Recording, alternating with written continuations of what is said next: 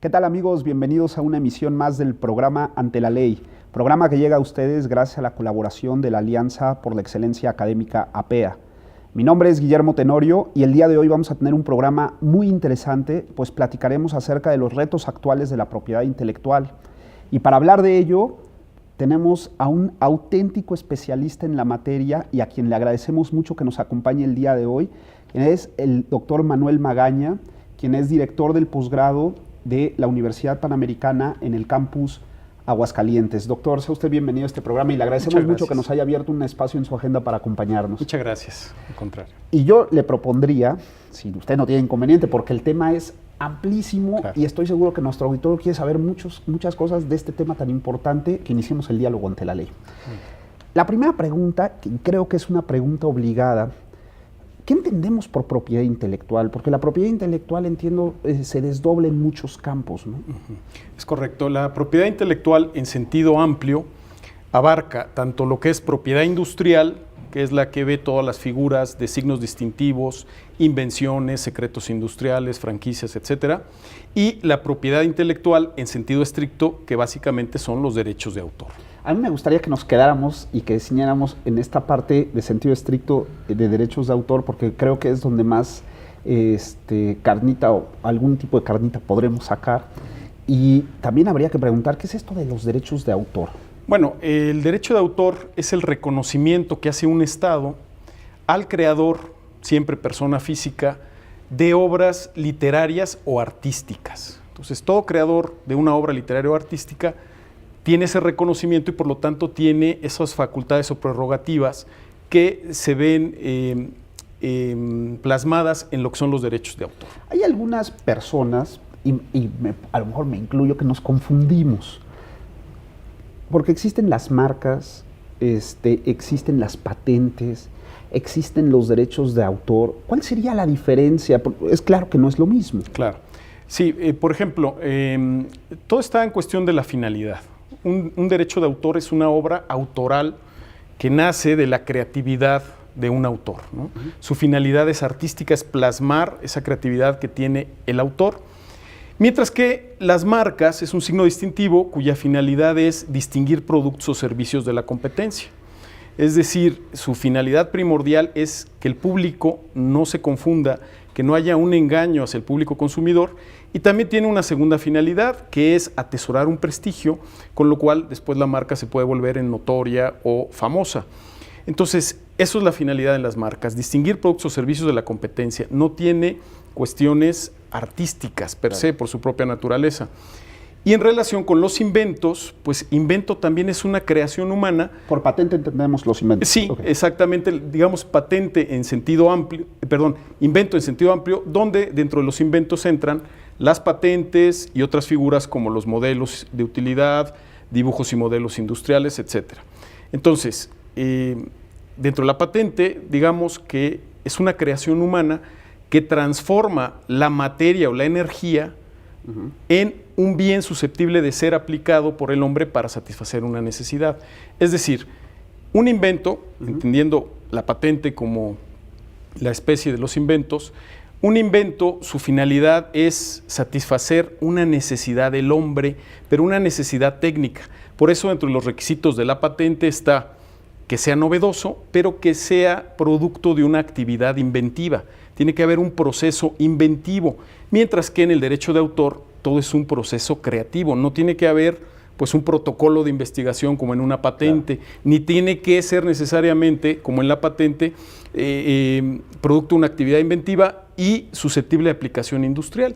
Una obra autoral no necesariamente tiene que ser susceptible de aplicación industrial. Una típica pregunta que se genera cuando hablamos de derechos de autor es ¿desde cuándo soy o desde cuándo puedo o desde cuándo tengo este derecho de autor, ¿no? Algunas personas dicen, oye, a mí me preocupa mucho porque creo algo, hago una obra, una novela o una pieza musical y solamente va a ser mía hasta el momento que la registro. Esto es incorrecto, ¿no? Es incorrecto, exactamente.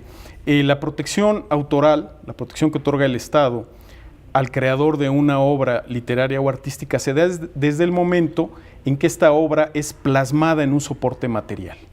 O sea, desde el momento en que yo la plasmo en un soporte material, independientemente que sea un papel, que sea la computadora, un lienzo, desde ese momento yo tengo protección. Sin embargo, el problema es acreditar que yo realmente fui el que plasmé en la computadora, en un papel o en un lienzo, ¿no? Por eso es recomendable, aunque insisto, no es el único medio determinante, el único medio para probar la autoría, que se registren las obras ante el INDAUTOR, porque eso nos da un medio de prueba.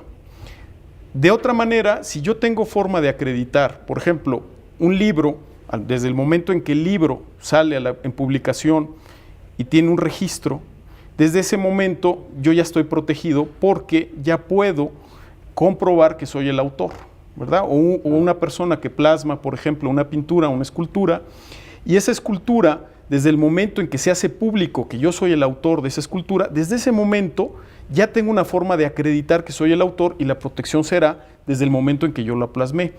El problema que sucede muchas veces, por ejemplo, en la cuestión musical, es que se hacen obras donde el autor realiza la composición o la letra y después empieza a darla a conocer y otra persona se aprovecha, claro, la registra y esa otra persona ya tiene una manera de comprobar.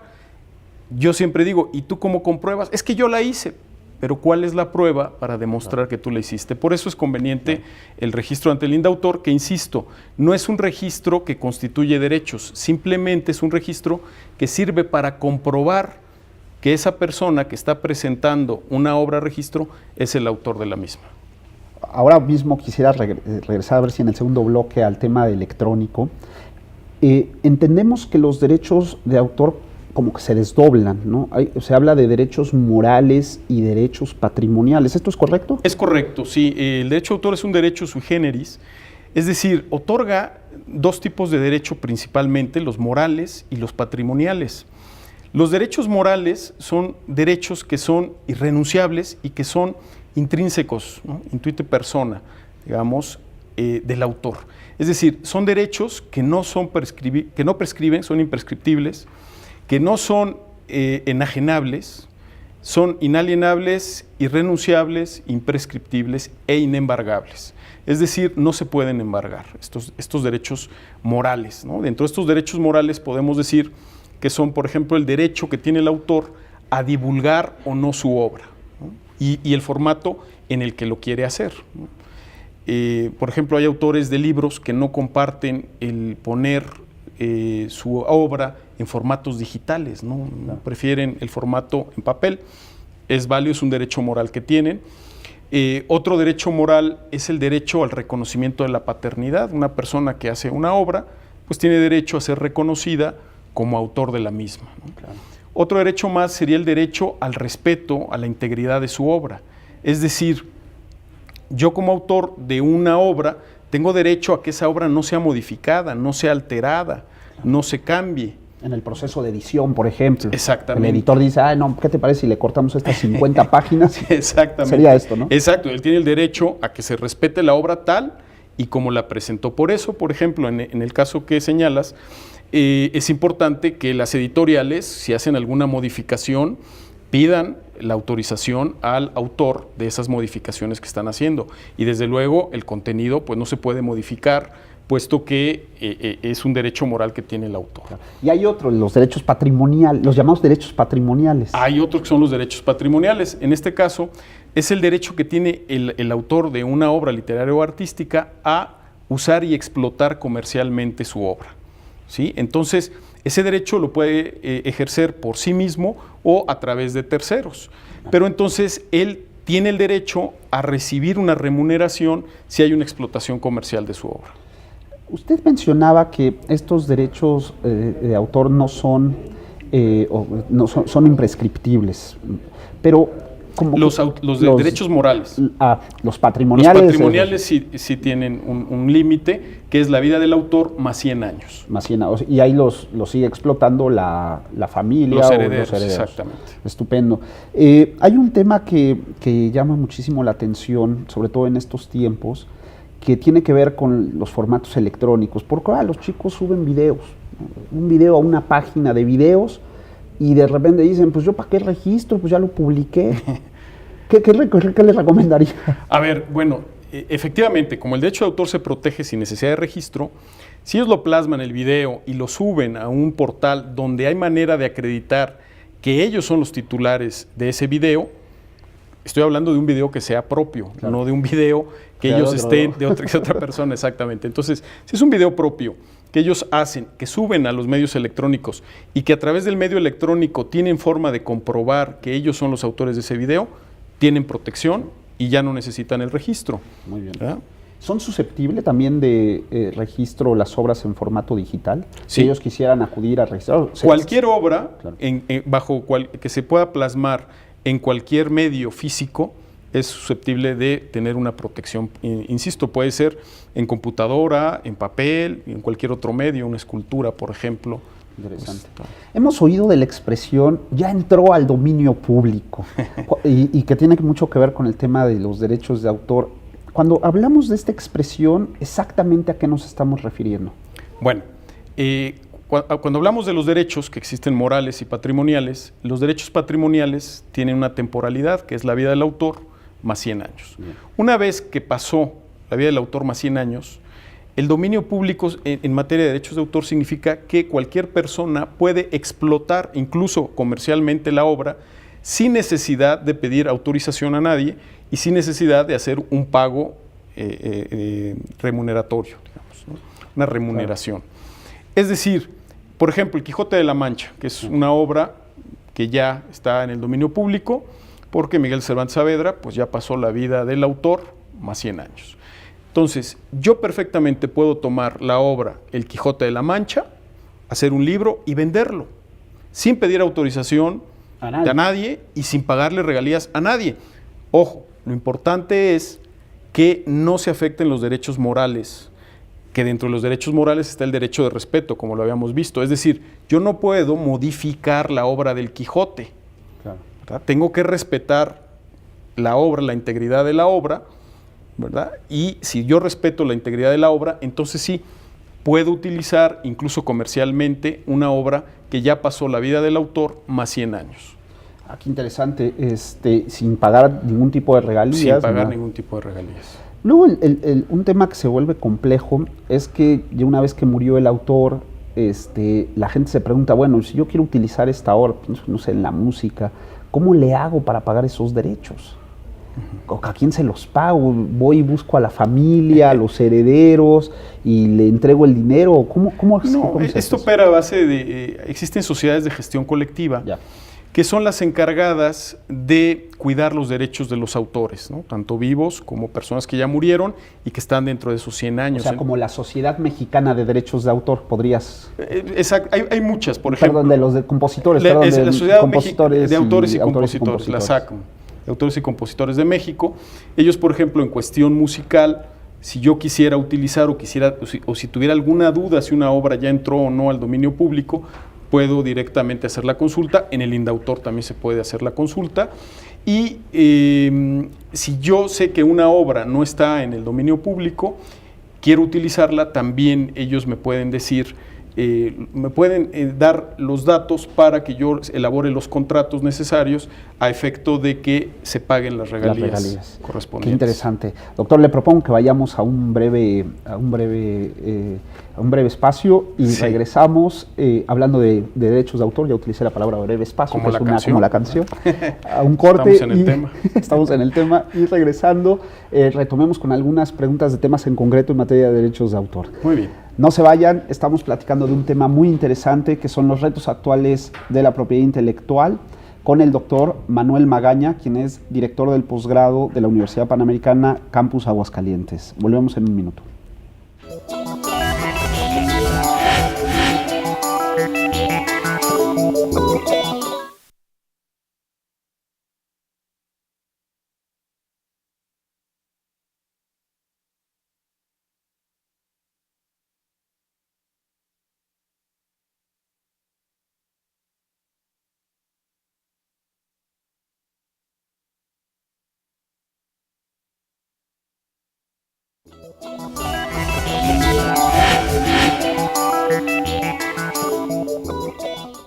Muchas gracias por seguir con nosotros.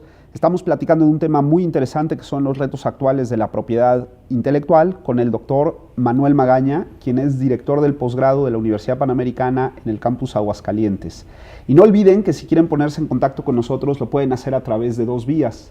La primera de ellas a través de nuestra cuenta de correo electrónico en gtenorio@up.edu.mx. O bien, si quieren, también se pueden poner en contacto con nosotros a través de nuestra cuenta de Twitter en @antelaley_mx. No olviden poner todo ello en mayúsculas, donde con todo gusto pues entraremos en contacto con ustedes para aclarar sus dudas o escuchar sus comentarios para mejorar los contenidos de este programa. Bueno, doctor, ya nos puso en contexto qué es esto de los derechos de autor, los derechos morales, los derechos patrimoniales y algunos de los alcances de estos derechos de autor. Y la pregunta que evidentemente nos hacemos es si estos derechos, por lo que vemos, sí se pueden ceder, refiriéndonos a los patrimoniales, ¿no? Me imagino que todo el tráfico comercial en materia de derechos de autor estará ceñida a estos derechos patrimoniales. ¿Cómo se ceden los derechos patrimoniales? ¿Qué condiciones tendría yo que poner para ceder, o es ilimitado, yo puedo hacer lo que quiera ya con estos derechos patrimoniales? No, a ver, como bien dijiste, los derechos morales son intransmisibles, esos no se pueden, y son irrenunciables, no se pueden ni renunciar ni transmitir.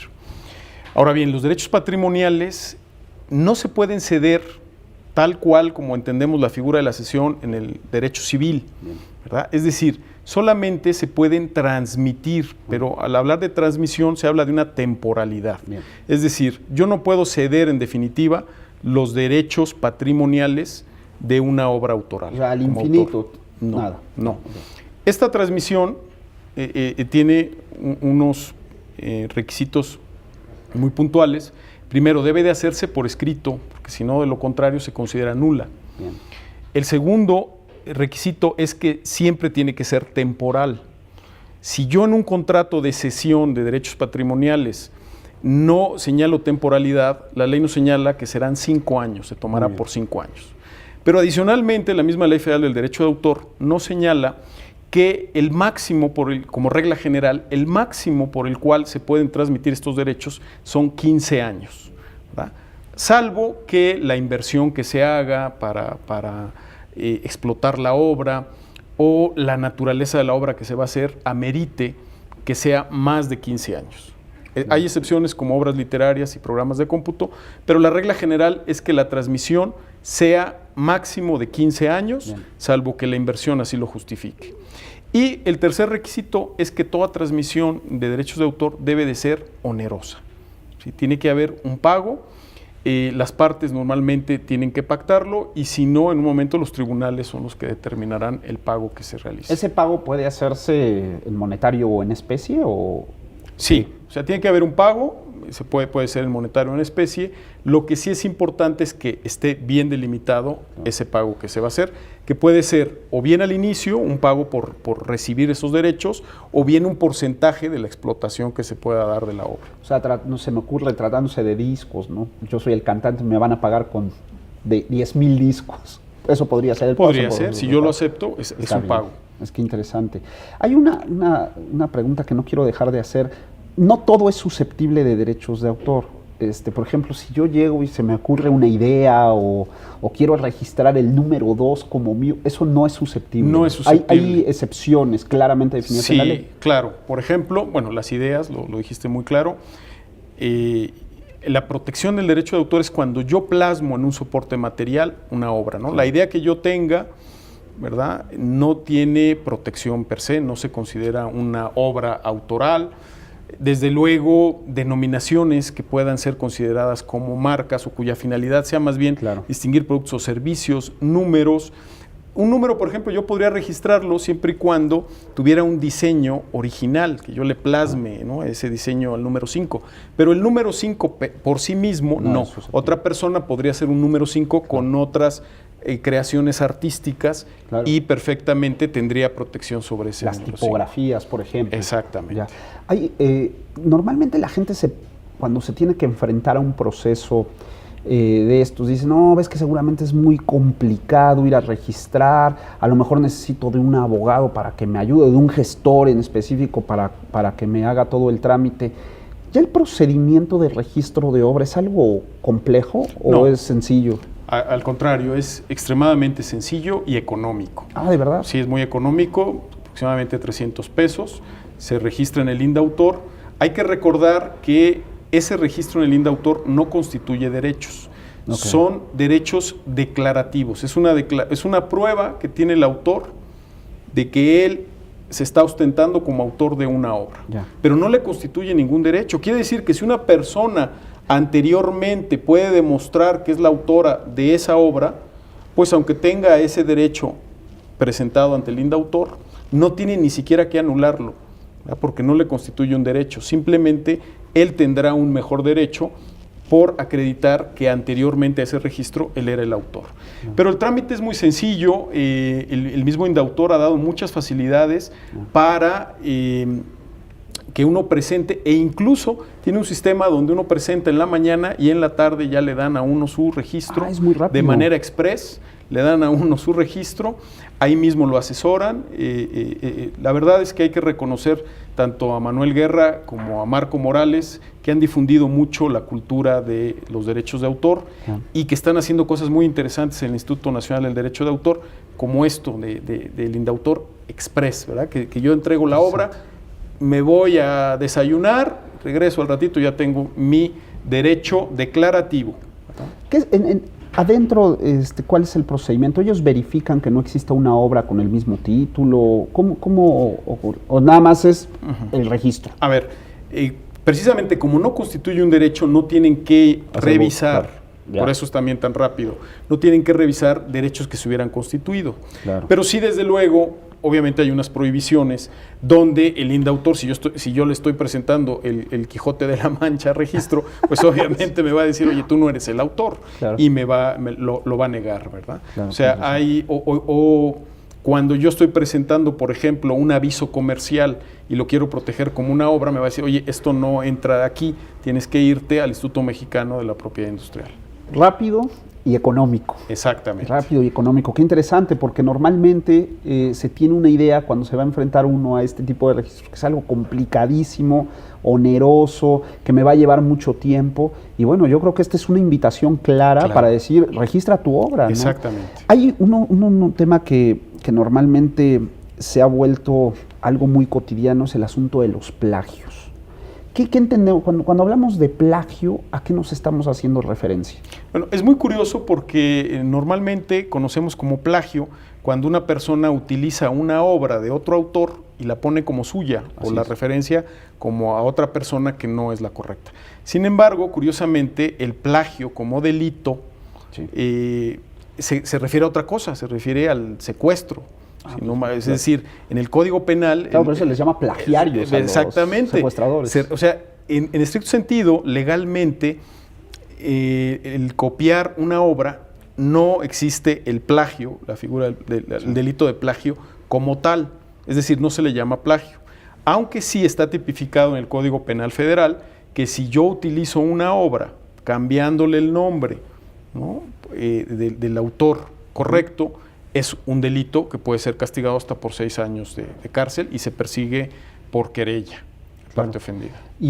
Pero solamente en el caso de que utilice toda la obra, ¿no? O no, también partes. A ver, yo puedo utilizar, esto es una de las limitaciones del derecho de autor, yo puedo utilizar partes de una obra siempre y cuando cite la fuente. Pero desde luego, si yo de forma dolosa estoy utilizando una parte de la obra y la estoy citando con otro autor, pues estoy cometiendo un delito, aunque sea parte de la obra. Ya, qué interesante. Y amerita prisión. Sí, hasta 6 años de prisión. Uno de los temas que también ha cobrado mucha fuerza son estos concursos en los cuales se dice, en las bases del concurso, en la convocatoria que se emite es, y renuncias a tus derechos. Renuncia a tus derechos. Esto es claramente ilícito, ¿no? Claro, sí, porque ya dijimos que son derechos irrenunciables y además que no se pueden transmitir el derecho patrimonial si no se hace expresamente y de forma temporal y con una remuneración, ¿no? Cuando son los concursos, el problema principal es que muchas personas mandan su obra a concurso, no tienen manera de comprobar que ellos son los autores. Y después me ha pasado que personas se acercan y me preguntan, oye, fíjate que vi por ahí a tal artista que está cantando una canción que yo hice y que mandé a un concurso. Claro. Oye, ¿tienes manera de comprobar que tú eres el autor? Pues no, lo tengo ahí en cuestiones privadas, y entonces es el problema, ¿no? Ellos ya tienen una manera de probar. Es decir, yo lo que recomiendo es que antes de enviar cualquier obra a un concurso, se registre ante el INDAUTOR para tener un medio de prueba. Claro. Ahora bien, si a mí gano el concurso, si yo como autor gano el concurso y me dan un pago por la obra, yo entiendo que por ese pago estoy cediendo los derechos, pero cediendo desde el punto de vista de lo que se entiende obra por encargo. Es decir, ya vimos que los derechos de los patrimoniales de los autores no se pueden ceder de forma definitiva. Sin embargo, en la obra por encargo, cuando una persona pide a otra que le haga una obra, ahí los derechos patrimoniales pertenecen a la persona que encarga la obra. Entonces, el que más bien, el que ofrece el concurso está encargando a una obra porque le va a dar un pago. Y entonces los derechos patrimoniales no son del autor de la obra, son del que encargó la obra, porque se entiende obra por encargo. Claro. El autor podrá tener sus derechos morales, claro, no todos, porque el de integridad y el de divulgación pertenecen al que encarga, pero el titular de los derechos patrimoniales será el que encargó la obra. Claro. Sin embargo, todos los demás que concursaron, que no recibieron ninguna remuneración, claro, ellos siguen teniendo todos sus derechos morales y patrimoniales. Claro. Aquí, a lo mejor, no sé si usted nos pudiera aclarar, porque hay distintos tipos de obra. O sea, pienso, por ejemplo, en las obras que hacen un grupo de personas o en las coautorías. ¿Distingue la ley esto entre los distintos tipos de obra? Sí, bueno, nos habla la ley, nos da primero un catálogo de todo lo que son las obras autorales, pero es un catálogo que no es estricto, ¿verdad? Dice que cualquier otra obra que pueda parecerse entra, como se protege bajo la Ley Federal del Derecho de Autor. Y ahí nos habla de obras literarias, musicales, de drama, programas de radio y televisión, cinematográficas, arquitectónicas, incluso obras de arte aplicado, ¿verdad? Diseño gráfico, textil. Bueno, y también nos habla de obras originales y derivadas. Derivadas son las obras que, a final de cuentas, tomando características de la obra principal, yo hago unas modificaciones, unas adaptaciones y tengo una originalidad en la obra. Qué interesante. Hay que pedirle permiso, autorización para esa divulgación al titular de la obra primigenia, original. Me viene a la mente, por ejemplo, el caso de Destroyer, que usa a la Virgen de Guadalupe o la imagen de la Virgen de Guadalupe, porque ahí pues es una obra deriva de la imagen del cuadro de la Virgen de Guadalupe. Y ahí, pues, ¿a quién tendría que pedir la autorización? ¿Quién es el autor del cuadro de la Virgen de Guadalupe? Los que somos católicos decimos, pues, Dios. Entonces, claro, qué complicado. Qué complicado se vuelve, ¿verdad? Qué interesante. ¿Podría ser el caso de estas obras que se adaptan al cine? Sí, bueno, hay las obras que se hacen adaptaciones, desde luego requieren la autorización de los autores de las obras, y luego, bueno, hay también lo que se llaman los derechos conexos, que son derechos que pueden tener ya las personas de iluminación, los artistas, los intérpretes, claro, ejecutantes, toma cantantes. La fotografía. Exactamente, claro, tienen algún tipo de derecho sobre... Exactamente. Ahí debe ser muy complicado, por ejemplo, el reparto económico, ¿no? De repente empieza a haber muchísima gente involucrada en la generación de una obra. ¿Cómo le hacen para...?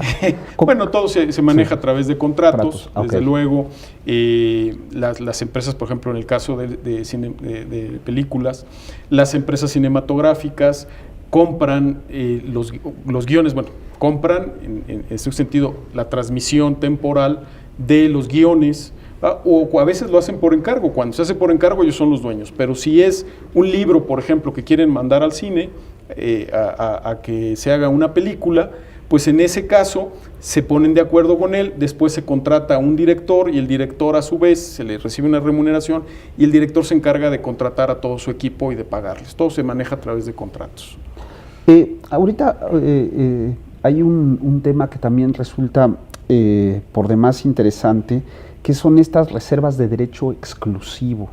Cuando hablamos de la reserva de derecho exclusivo, ¿qué es eso? Eso es algo como que muy complejo, ¿no? Bueno, ahí sí, a diferencia de lo que son las obras autorales, la Ley Federal del Derecho de Autor prevé constituir derechos, ¿no? Ahí sí se constituye un derecho sobre determinados rubros, ¿no? Es decir, una reserva al uso exclusivo o reserva autoral, como yo la llamo, es el derecho que tiene una persona a la explotación y uso de nombres de obras de publicación periódica o de difusión periódica. Una revista, un periódico. Exactamente, okay. El nombre se registra como reserva autoral y yo tengo la exclusividad, ahí sí ya constituyo un derecho. Es interesante porque, bueno, esto también va a nombres y grupos artísticos, con lo cual también puede haber ahí un problema con los registros de marcas, de nombres y grupos artísticos. También se protegen inclusive promociones publicitarias que puedan ser novedosas, promociones novedosas. Pero lo más interesante de esta figura es que protege personajes humanos o de caracterización y ficticios, pero ahí no nada más el nombre. Eso es, de hecho, este punto es una figura exclusiva del derecho mexicano. No solamente se protege el nombre, por ejemplo, del Chapulín Colorado, sino se protege todas las características físicas y psicológicas del personaje. Ah, qué interesante. ¿No? En este caso, pues que es un personaje que lucha contra el mal, que tiene un chipote chillón, en fin, claro. Todas sus características quedan protegidas bajo la reserva y esto es una figura única del derecho mexicano. Y claro, se le protege al creador de del personaje. De la reserva. Creo, de hecho, hasta justamente ahora que salió el tema del Chapulín Colorado, hubo un problema ahí justamente de derecho de autor por el tema de la chilindrina. Exactamente, ¿no? Porque las reservas se tienen que ir renovando. Y si no se renuevan, ¿verdad? Pues existe el riesgo de que otra persona pueda registrar la reserva. Claro, este tema de la reserva de derechos al uso exclusivo, por ejemplo, en una revista también podría compartirse como una marca. Por ejemplo, tengo un periódico pues, que es una marca, pero tengo que reservar, o sea, ¿iría por las dos vías? Sí, es decir, se tienen que registrar tanto, por ejemplo, nombres de revistas, nombres de periódicos, nombres artísticos o de grupos artísticos, se tienen que registrar por las dos vías, porque desafortunadamente hay muchos problemas en el sentido de que puede ser que una persona registre como marca y otra registre como reserva autoral, y entonces a los dos tienen un derecho constitutivo y se tienen que iniciar un litigio para determinar quién tiene mejor derecho, pero entonces eso ya es costoso, ya lleva mucho tiempo y es muy desgastante porque la imagen, por ejemplo, de un grupo artístico, pues se puede venir abajo porque hay dos personas que están detentando el nombre y a final de cuentas el público no puede saber quién es el verdadero titular. Ya en tema de litigio, la carga de la prueba estará en determinar quién es el autor. Exactamente. Ese sería ya en un proceso litigioso. Sí, por ejemplo, la ley de la propiedad industrial señala que no se puede registrar como marca reservas que hayan sido otorgadas, ¿verdad? Entonces se podría anular la marca. Hay un tema que es típico cuando hablamos de derechos de autor, que obedece a unas siglas que normalmente las vemos en libros y en revistas y que nadie sabemos para qué son. El famoso ISBN y el ISSN. ¿Esto a qué se hace referencia? Bueno, el ISBN es, digamos, como una nomenclatura para identificar obras que son únicas. Por ejemplo, un libro. Entonces, ese libro obtiene ese registro y ese registro tiene, digamos, alcance internacional, de tal manera que si una persona quiere un determinado libro con el ISBN, puede pedirlo y exactamente le van a dar ese número, porque es un número, digamos, único que se asigna a cada libro para que se pueda identificar en el ámbito internacional. En todo el mundo. En todo el mundo. Y el ISSN son para publicaciones que no son únicas, sino que son periódicas. Ya. Son periódicas, entonces, por ejemplo, una revista tiene su ISNN y se tramita en el Indautor. Le propongo, doctor, que vayamos a un breve corte y regresando nos platique un poco este tema del ámbito internacional, qué es lo que se está haciendo en materia de derechos de autor en el ámbito internacional y también platiquemos un poco de su libro, porque me pareció sumamente interesante. Ahora lo estuve revisando este fin de semana y me parece que es una obra que tiene que difundirse. Pero regresando del corte, platiquemos de ellos. No se vayan, estamos con el doctor Manuel Magaña, quien, como verán, es un auténtico experto en materia de derechos de autor. Estamos platicando sobre los retos actuales de la propiedad intelectual. Volvemos en un minuto.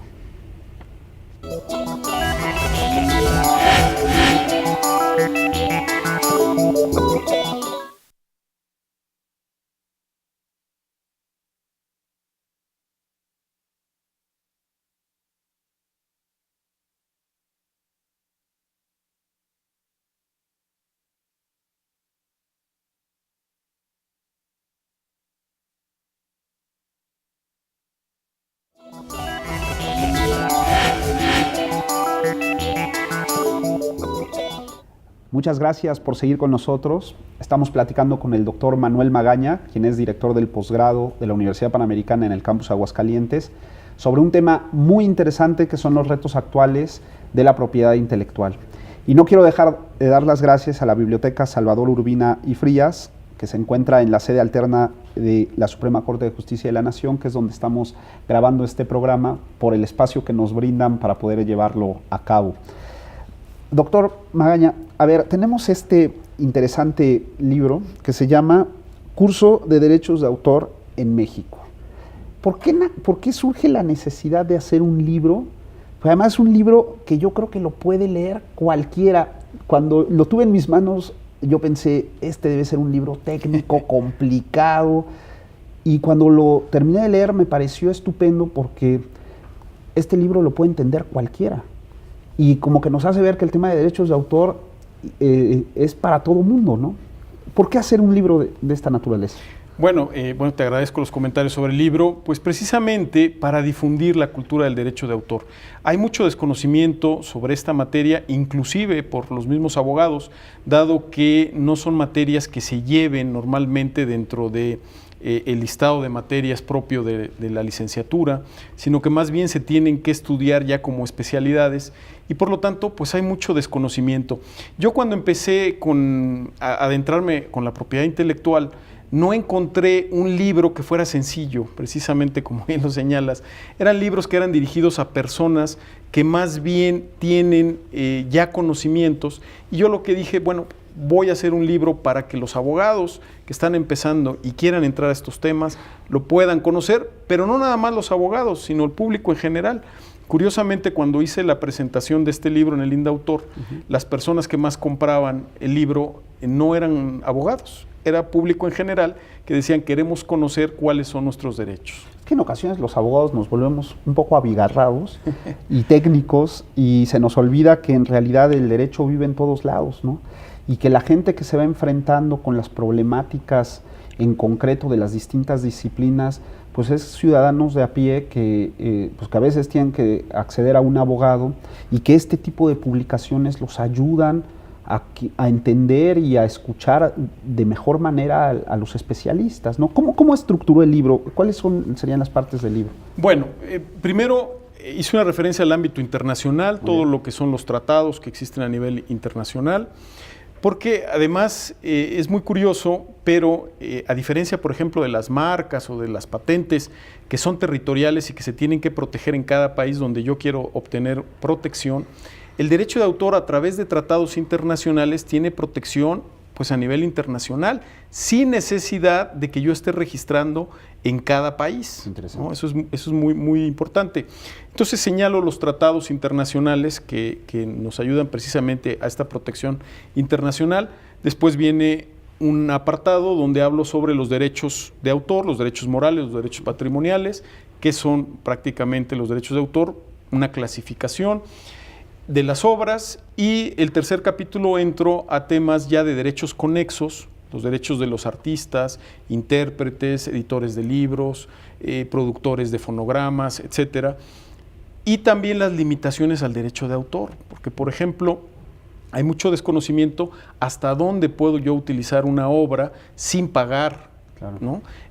Uno de los grandes temas de esto dentro de las limitaciones es la copia privada, es decir, la ley señala que yo puedo hacer una copia para uso personal y privado. Y a veces no se entiende bien qué es esto de la copia privada. Hay personas que compran, por ejemplo, un DVD o un CD y lo utilizan con fines comerciales dentro de su empresa. Y cuando llega alguna persona de la Sociedad de Autores y Compositores, por ejemplo, a decirle, oye, estás usando la música con fines comerciales, dicen, pero si yo compré el disco, es original, yo lo puedo usar, exactamente, tengo derecho a usarlo. Entonces, precisamente aclarar hasta dónde llegan las limitaciones. Un cuarto capítulo hablo todo lo que son las reservas al uso exclusivo, reservas autorales. También hablo de los procedimientos tanto en el INDAUTOR, infracciones en materia de derechos de autor, como infracciones en materia de comercio que curiosamente se llevan ante el Instituto Mexicano de la Propiedad Industrial. Y termino hablando de lo que son daños y perjuicios, lo que podría ser el pago de los daños y perjuicios en esta materia. Qué interesante. Me gustaría quedarme con este tema del nivel internacional, porque estos tratados internacionales realmente parece ser que son con un ánimo de proteger la actividad creativa del ser humano, ¿no? Exactamente. Estos tratados internacionales, un país que no lo firme, pues ahí estamos desprotegidos. Sí, es correcto, pero la mayoría de los países importantes han suscrito estos convenios. Prácticamente son dos los que destacan, el Convenio de Berna y la Convención Universal de los Derechos de Autor. Y en estos convenios inclusive se señala, sobre todo en el Convenio de Berna, que no se debe de pedir ninguna formalidad adicional para proteger una obra que se tiene ya protegida en otro país. Es decir, yo no necesito hacer gran cosa para obtener la protección en otro país, simplemente demostrar que yo soy el autor y con eso estoy protegido en ese país. Desde su perspectiva, ¿hay desconocimiento de los derechos de autor en México? Sí. Total. Hay mucho desconocimiento, inclusive, insisto, los mismos abogados, como son temas que no se ven en la carrera o que no se estudian en la carrera y que se han dejado para abogados especialistas, que son muy pocos los abogados que se han especializado en esta materia, pues hay mucho desconocimiento y no se sabe hasta dónde se llega con un derecho de autor. En qué situaciones tiene que haber un pago, cuándo es del dominio público, qué procedimientos existen. Y por eso yo me di la tarea de hacer este libro que, como una especie de manual, nos diera la pauta para adentrarnos a este mundo del derecho de autor. Y a mí lo que me llama mucho la atención es que, por ejemplo, en algunas carreras que son de corte creativo, no exista una materia como esta, ¿no? Entonces, de repente, por ejemplo, chicos que están produciendo videos, obras, que escriben, no tienen ni idea del tema de derechos de autor, y para el público en general también, porque, por ejemplo, la gente que pone un restaurante y que pone música para ambientar el restaurante, o un negocio, un antro, donde se baile y que le ponen música, y que no tienen ni idea que hay que pagar derechos de autor, claro. ¿No? Casi que ponen su iPod y a reproducir música. Inclusive, ¿no? Las vitrolas, ¿verdad? A veces rentan vitrolas o sinfonolas para ponerlas, y tienen que pagar porque están explotando comercialmente tanto derechos de autor como derechos conexos de las productoras o de los intérpretes de las canciones. Y ahora los desafíos son enormes con el tema digital, porque ahora al parecer la música se reproduce por todos lados, cada vez hay más aplicaciones de reproducciones y entonces la gente cree que la música siempre es gratis, ¿no? Por poner el caso de la música. Así es. Primero, es muy cierto lo que señalas en relación con que los derechos de autor, hay desconocimiento en general y a veces pensamos que solamente los abogados debemos de conocer estos derechos y no es cierto.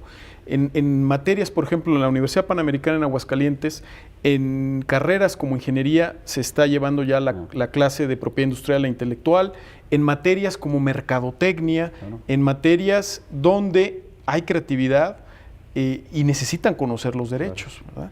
Entonces, esto es muy importante que sepan todas las personas que pudieran tener conocimiento, que pudiera incidir en el ámbito donde se desarrollan, pues hasta dónde llegan esos derechos. Uno de los temas que más preocupa es el tema de la piratería. Desde los derechos de autor, ¿cómo se puede combatir esto? ¿Hay forma de combatirlo? Porque, claro, la gran queja que hay es, hay un producto creativo que cuando llega al consumidor llega a un precio exorbitante. Y entonces esa persona dice, pues ves que si quitáramos a todos los intermediarios, pues seguramente sería muchísimo más barato y a mí me gustaría gozar de poder ver esa obra que produjo tal autor, ¿no? Y por eso la compro ahí en el puesto, ¿no? Que pirata, porque pues quisiera verla. Claro. ¿Qué se hace contra la piratería? Bueno, actualmente existen campañas, yo creo que muy bien dirigidas, por ejemplo, la del papá pirata. Es un tema de cultura, al parecer, ¿no? Es primero cuestión cultural, ¿no? De cuestión formativa. Hay que formar, hay que explicar por qué no es buena la piratería. Pero yo creo que ese tipo de campañas, sobre todo a los niños, les hace mella y los niños saben y entonces ellos a su vez van a crear esa conciencia de que la piratería es mala. Pero también tiene que haber un esfuerzo por las personas que producen, darse cuenta que ya existen otros medios de comercialización de las obras. Por ejemplo, ya el CD, pienso que poco a poco va a desaparecer porque muy poca gente ya compra CDs, ya casi todo lo tiene en formato digital. Y entonces el comercializar, el hacer llegar esas obras al público a un precio accesible, acorde al lugar en que se encuentra, creo que eso es la mejor forma. iTunes, por ejemplo, o Android con los sistemas que tienen de venderte una canción en 10, 15 pesos, pues creo que eso es muy bueno porque facilita que la gente diga, oye, pues por 15 pesos o por 10 pesos perfectamente la compro, ¿no? Que pudieran comprarse películas, en, no sé, 100 pesos, 50 pesos, 100 pesos. Entonces, es apostarle al volumen, a que la gente compre mucho, que lo va a hacer, pero si las películas están costando muy caras, pues entonces, forzosamente, si no se tiene, como bien señalas, los medios para conseguir esa película, pues van a caer en comprarla barata, porque la quieren ver y no tienen el dinero para acceder a ella. Hay unos retos impresionantes en materia de derechos de autor y hay algunos, aquí le quiero preguntar su opinión, hay algunos que inclusive se atreven a decir que los derechos de autor tarde o temprano desaparecerán. Esto es como que de locos, ¿no? No tendría por qué ocurrir, ¿no? No, pues eso sería tanto como eliminar cualquier tipo de derecho que una persona pueda tener. ¿No? Exactamente, sí. De hecho, bueno, sí existen posturas, por ejemplo, en Internet. Hay posturas que dicen, por ejemplo, una postura que se le denomina minimalista, que dicen, oye, es que todo lo que se sube a Internet es de todos. Es de todos y todos lo podemos usar y todos lo podemos y no se tiene que pagar. Sí, pero no se dan cuenta que esto inhibe la creación, ¿verdad? Si yo estoy invirtiendo en crear una obra y a final de cuentas yo espero una remuneración para seguir creando, pues si todo se va a regalar o a subir a Internet de forma gratuita, pues entonces yo ya no voy a crear obras, ¿verdad? Claro. Me voy a volver, digamos, como los chinos, que en vez de estar creando, están copiando y hay mucho problema. Otros, por ejemplo, dicen que en lugar de sancionar al que piratea, debemos sancionar a quien compra pirata. ¿Le parece oportuno? Yo creo que no. No, tampoco. Yo creo que, a ver, la situación real es que en México no hemos podido con la piratería, ¿verdad? Se ven los puestos de piratería, ¿verdad? A plena luz del día, sin ningún tipo de restricción, ¿verdad? Entonces, si no se puede con la piratería de esas personas que están lucrando con la obra, pues yo creo que sería todavía mucho más difícil tratar de ir en contra del consumidor, que muchas veces, insisto, por desconocimiento o simplemente porque ve algo muy económico, pues puede llegar a caer en el error. He visto, por ejemplo, que ponen ahora por ahí películas similares. Estas no son piratas, son similares. Entonces, claro, la gente que no sabe dice, pues mira, a lo mejor son películas que son legalmente válidas, y no es cierto, ¿verdad? Están engañando a la gente. Claro.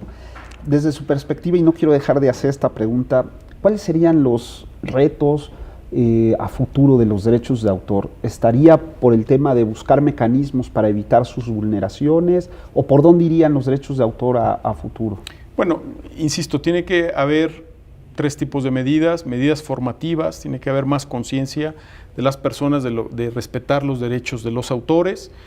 Tiene que haber también medidas tecnológicas que de alguna manera impidan que una persona pueda estar utilizando obras o copiando obras indebidamente, medidas tecnológicas que existen. y también medidas legales desde el punto de vista de proteger al autor.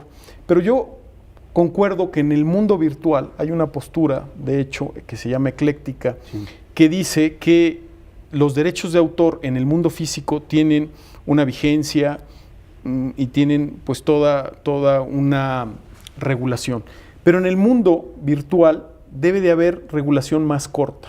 Es decir, debe de haber plazos más cortos, de tal manera que, como es Internet muy ágil, pueda haber más producción y pueda haber más obras que entren al dominio público de manera más rápida.